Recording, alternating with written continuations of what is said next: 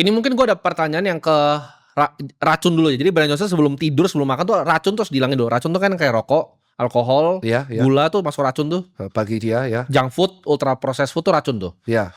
Nah, gue tuh ada problem dengan, gue tuh nggak gampang addicted. Tapi kalau misalnya rokok, itu gue tuh pakai untuk nikotinnya dok. Jadi gue kalau misalnya minum ice americano ini, gue kena kafein sama gue kena nikotin. Gue kerja itu nggak tahu. Ini kalau gue ya, gue sih sama teman-teman dokter sih diketawain ya. Tapi makanya gue pengen nanya nih ke lu.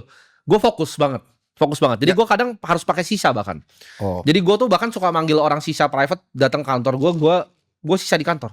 Oh ya? Iya, biar gue tuh fokus. Jadi gue bisa minum kopi tuh gue banyak banget. Kafein tuh gue mungkin 4 kali sehari. Gue ekstrim.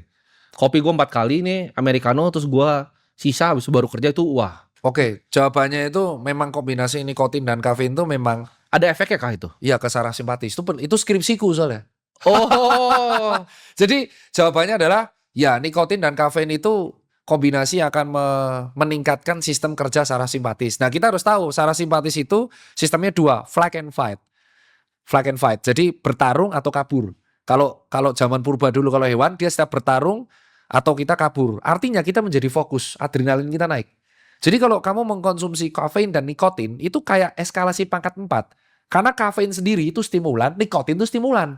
Kau campur dua-duanya, maka kau akan ngerasa fokus. Dan itu benar.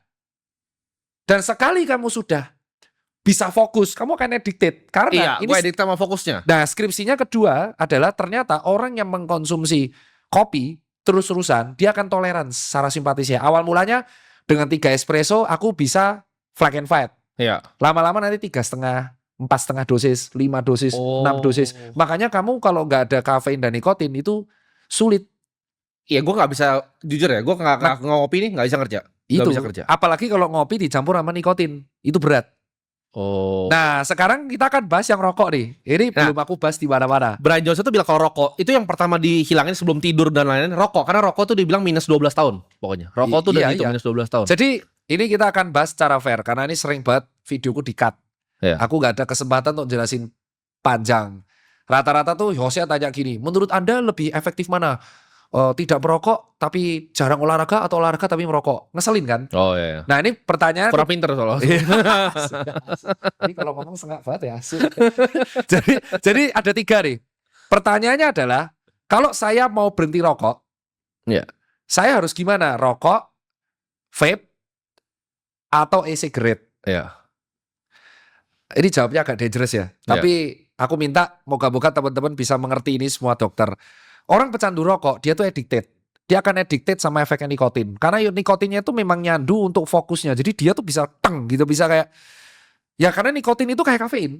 Orang yang sudah addicted sama americano gak akan bisa lepas sama americano. That's it. Ini boleh gue tanya lagi ya di tengah-tengah ini, karena ini menurut gue ada yang gue penasaran banget. Rokok tuh rasanya buat gue bukan cuma nikotin, tapi pernafasannya. Gue dapet tuh di pernafasan. Ini bener atau nggak tahu atau gue doang perasaan. Ini perasaan gue tapi. Gue belum pernah nanya orang, gue belum pernah konfirmasi. Ya karena gue ngerasa kopi nih panasnya rokok, wah tenang, fokus. Karena itu efeknya nikotin, Mbak. Efek nikotin tuh memang seperti. Nah, akhirnya kita akan jawabkan. Rokok itu efek nikotinnya akan addicted, oke? Nah, lucunya karena kita di Asia Tenggara, memang betul ada beberapa orang yang genetiknya tuh tahan asap rokok. Itu menjawab pertanyaan sebelum ada yang bantah, yang kakung saya ngerokok hidup-hidup aja. Ya betul, karena di dunia ini kita ada genetik yang memang dia bisa tahan seperti itu. Nah itu menjawab dulu. Terus kedua, Brian Johnson bilang apakah rokok itu mengurangi 12 tahun? Kita nggak bisa tahu ya, kurang 12 itu terlalu ekstrim ya. Tapi kita tuh tidak punya organ di dalam tubuh yang bisa mengolah asap rokok. Jadi benar-benar tergantung apes-apesan. Kalau ternyata organ tubuhmu nggak tahan sama asap rokok, ya akhirnya pembuluh darah jadi keras, jadinya pernafasannya terganggu, dan akhirnya dia menjadi tensinya naik, digit.